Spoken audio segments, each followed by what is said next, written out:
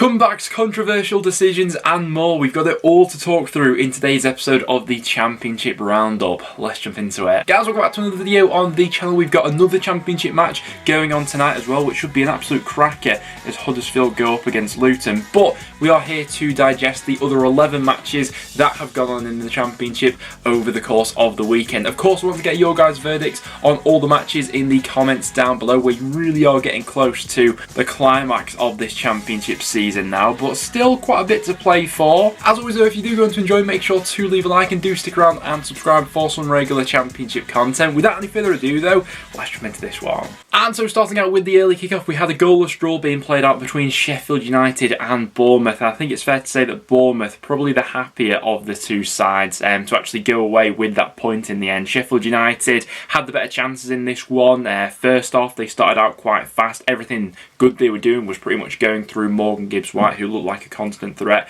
throughout for this one. Lloyd Kelly nearly put it into the back of his own net as he hit the bar, but big shout out to Travers, who was level to pretty much everything Sheffield United threw at him for this game. Bournemouth also had a couple of openings, but the big controversy from this match was the penalty that wasn't given to Sheffield United. McBurney does quite well in the build-up to this one, flicks the ball over. Gibbs-White is then first to the ball, and Nat Phillips just comes through him, kicks him.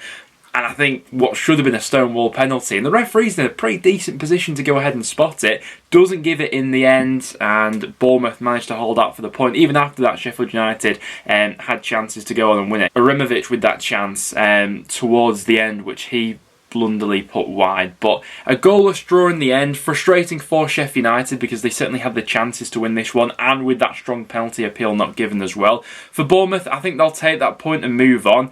The top two automatic promotion places don't seem to be totally settled yet. The most likely team to rival Bournemouth looks like it'll be Forest. Currently they're 6 points behind Bournemouth, but we all know about Bournemouth's running, and on the second to last game week of the season, Forest travel to Bournemouth, which could be a cracker if the top two race is still open by then. We saw Blackburn's top six hopes take another blow this weekend as they could only play out a 1-1 draw with Blackpool at Ewood Park. Blackpool had a golden opportunity to go 1-0 up in this game. Blackburn caught in possession around the back. CJ Hamilton latches onto that, and Kaminski, to be fair, does quite well to save the 1-1. And it is Kaminski in the end who gets the assist for the Blackburn opener. I think it's Thornley in the end who's sort of caught out by the long ball which comes over the top. Maxwell in net for Blackpool is sort of caught in two minds whether to close it down, stay on his line, and in the end that gives Gallagher the right angle to go ahead and put Blackburn 1-0 in front. Second half though, and a real sort of energy dump from Blackburn.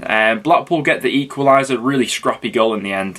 Quite poor from Blackburn that they can't clear this one, but after that equaliser, Blackpool looked way more likely to go on and win this game. A breakdown of the second half in terms of shots, I think that Blackpool had 10 to Blackburn's 5. So yeah, Blackburn not really showing any sort of invention or desire to go on and win that game, which in the position they're in was quite surprising really. So a little bit of a bounce back there from Blackpool, but Blackburn continue to falter as the top six continues to get away from them. Next then to Bristol City up against Peterborough. It was probably Peterborough who had the better of the first half, to be honest, and it was that Atkinson goal towards the end of the half that had covered up what was, up until that point, quite a poor Bristol City performance. But nice goal nonetheless. The ball chipped in from De Silva from that left-hand side and a nice header. It looked to all be going Bristol City's way as well, with Ward picking up that red card early on in the second half. Don't think that any Peterborough fans will have all too many complaints about that one. Last man brings him down, doesn't get the ball, but in typical Bristol City fashion they can't hold on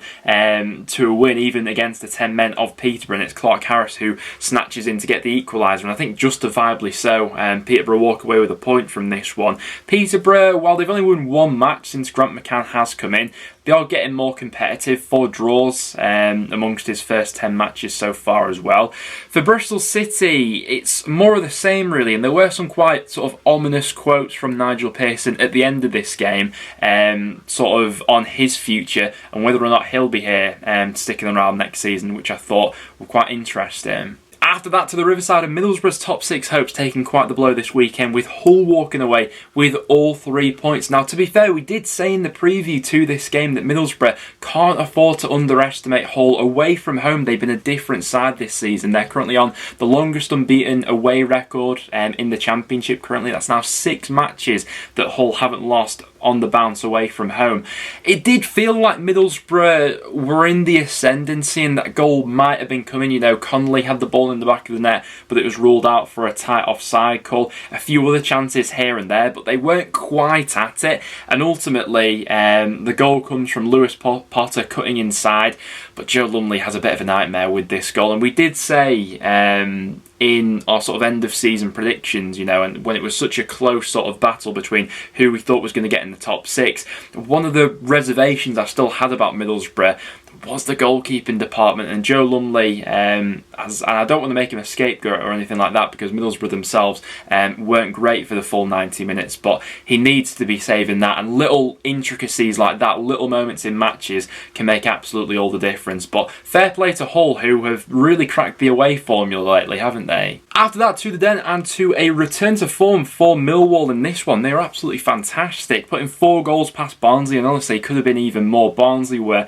absolutely shambolic, and it was a bit of a sort of worrying reminder of how poor they were in the first half of the season. But Millwall well worth their 3 points in this one. I think in the end they had 10 shots on target, which is absolutely crazy. But McNamara giving them the lead. The second one, there was a lovely flick by Afobe in the build-up to it. Burt gets in on the act, and Afobe finishes Barnsley off with Millwall's 4th goal. It does leave Millwall still in and amongst the playoff picture. They're 4 points off Sheffield United, and they do have 4 pretty winnable games coming up. They've got games against Preston, Hull, Birmingham and Peterborough, so 4 sides who don't really have anything to play for at this point. It just feels like for Millwall, maybe, you know, the defeats to Stoke and Swansea could come up and ending up costing them on the final day of the season, if they are like to finish 2 points or so outside of the playoff picture. For Barnsley, it was a little bit of a saving grace that Reading didn't win this weekend, because I think had they won, that properly would have cemented the bottom 3 as it is now. There's still maybe a glimmer, but they're going to get nowhere near survival playing like that for the rest of the season. And to be honest, I'd be quite surprised if the bottom 3 changes. After that, to the City Ground, and to probably one of the more predictable results from the weekend, we had Forest easily seeing off Birmingham by 2-0. Keenan Davis setting the tone for this one for Forest just 5 minutes into this game. We spoke in the build-up about Keenan Davis and his role in this Forest side in the second half of the season, and even when he's not offering goals, he's got such a presence up front with how he's been linking the play and things like that, but he's also got that quality, and Birmingham didn't really show all too much in this game. There was a little bit of maybe a 5-10 minute spell in the first half where Samba had to be kept on his toes, but apart from that, Forest had it quite easily. It was Scott McKenna getting the goal in the second half to wrap this one up. I think he's been quite an underrated player in the grand scheme of things for Forest so far this season, so good to see him getting in on the act. And Forest now sitting quite pretty in the Championship, I think it has to be said, just 6 points off Bournemouth, and if we compare the 2 run-ins, it's definitely Forest who have the more favourable run. I think they are the form side in the Championship at the moment. No team is going to want to be coming up against them, and I think their next 2 games potentially could cause some issues. They've got Luton away followed by West Brom at home, but if they come out of those 2 games with, you know, 4 or 6 points, Bournemouth may start to wobble with the tricky fixtures they've got, and heading into the climax of the season, the penultimate day where Forest go up against Bournemouth, things really could get interesting. But this is such a testament to Steve Cooper and the job that he's done. The fact that we're even mentioning Forest in a potential conversation for automatic promotion is absolutely ridiculous considering the circumstances when Steve Cooper first came in there. So Forest continue flying, Birmingham pretty flat. Next then to Deepdale for Preston up against QPR. Preston making it back-to-back wins in the Championship. And I have to admit, this one did have a sort of end of season feel to it, which is, I mean, pretty concerning for QPR, considering that before this they were still very much in the top 6 hunt, but their form would certainly suggest otherwise. They've had rotten luck when it comes to goalkeepers and injuries so far this season. Another injury this time to Kieran Westwood in the warm-up to this game. Don't know what they're doing to their goalkeepers there at QPR, but Murphy Mahoney had to step in for his debut for QPR, and to be honest, I thought he gave a decent account of himself, certainly in the second half, kept the scoreline down. But it was a bit of a weird game, to be honest, because I thought that first half, to be fair to them, QPR were probably the better side in terms of the chances they crafted out, looked pretty comfortable on the ball and playing it about and things like that. And how many times have we said this as Preston fans? If it wasn't for Daniel Everson, QPR could have easily been 2-0 up at half time, but a little bit of quality when we started to play towards the end of the half. The ball gets whipped in from the left hand side, Reece gets across his man, I think in the end goes down as a Jimmy Dunn own goal, and Preston have the lead going in to half time. Second half then, I thought that Preston started to up our game a little bit more. QPR really just fell apart in the second half, to be honest. It was Cameron Archer with a moment of magic which sealed this one up for Preston, but we should have had more than that one goal in the second half. We had several chances, but fair play to Mahoney, he was level to all of them. I felt like we got a little bit complacent in front of goal, really. QPR didn't really offer as much, although Daniel Everson still had to be kept on his toes, and in the end they got that consolation goal from the penalty spot. A top 6 hopes for QPR look pretty dead and buried, to be honest, with the way they're going now, and it seems as if they're going to continue to drift towards mid-table. Next then to Reading up against Cardiff. It was the perfect start for Reading in this one. The ball whipped in from Yadam, that right-hand side. Lucas Jow gets on the end of it, and Reading, deservedly so, had their lead going into half-time. Second half, and we have praised Reading a little bit more recently for being a little bit more sort of rigid defensively and things like this, and I think they probably tried to take that to the extreme in the second half. They went into full sort of protective mode, let Cardiff have the ball, and in the end it was probably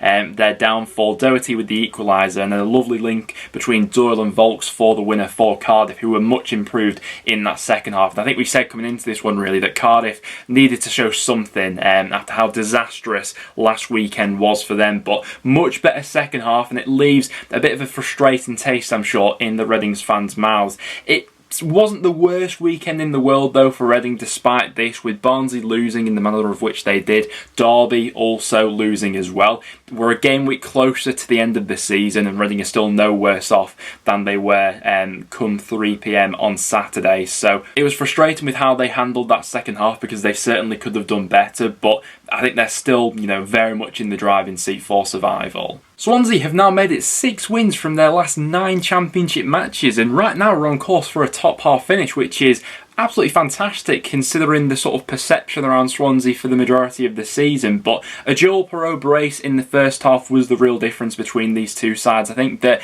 in the second half of the season, Perreault has somewhat taken a little bit of a back seat in this Swansea setup, with how he sort of dropped a little bit deeper to, you know, accommodate Obafemi, who's been scoring a lot of the big goals for Swansea recently. But Joel Perreault is so good, and the collection of goals that he's got for himself this season are well worth a repeat watch at the end of the season, because both finishes in this one he just made look absolutely effortless. He can do it off either foot, both with the left foot in today's game. But yeah, a couple of really nice goals. Derby switch up the momentum a little bit with the penalty that's given. Tom Lawrence sticks that one away. After that though, don't really have all too much about them in terms of other clear-cut chances being created. There was a little bit of a flurry towards the end, and controversially so, they had a big penalty appeal which wasn't given to them, although I thought a few of the decisions went against both sides for this one were a little bit strange, to be honest. I don't think that the referee got many things spot on throughout this game really. But for Derby, if we sort of disregard that,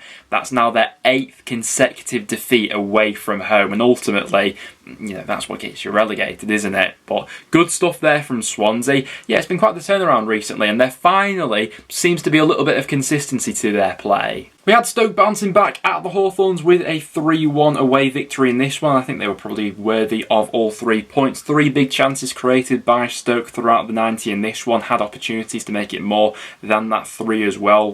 West Brom's goal scorer, Callum Robinson, the only one getting on the score sheet. And this has been my real sort of frustration with West Brom, and particularly in the sort of Steve Bruce tenure that he's had in this second half of the season, there have been shades of what could be a decent Championship team, you know, if we think back to the Fulham performance, the Bournemouth performance, but there's also a hell of a lot of mediocrity which was served up for a lot of this game, really. After the game, some of Bruce's comments were quite interesting about an overhaul being needed in this West Brom squad. I think that's pretty obvious now, to be honest, with how flat they've actually been in this second half of this season. With what was expected of this group at the start of the season, to be sat 11th now is honestly nothing short of a disaster. Better from Stoke in this one in terms of some of the interplay and things like that.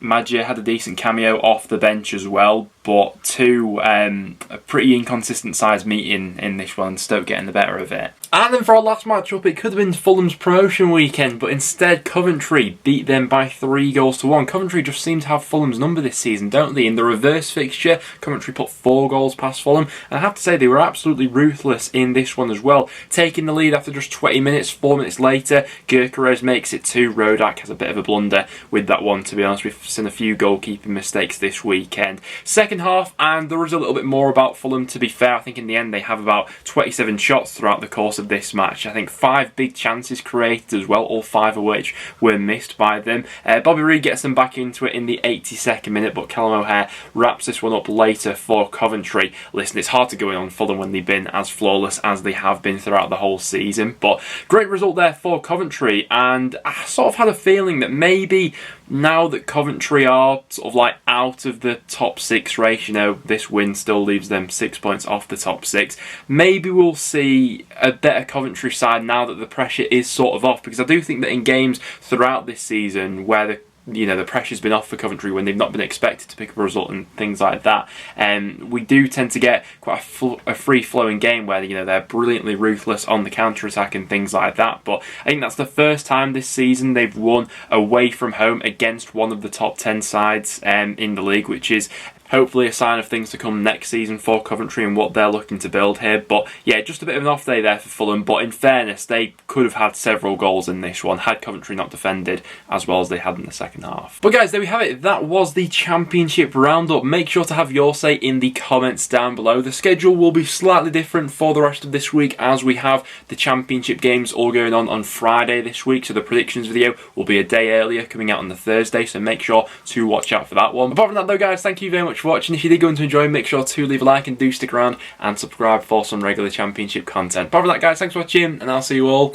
in the next one.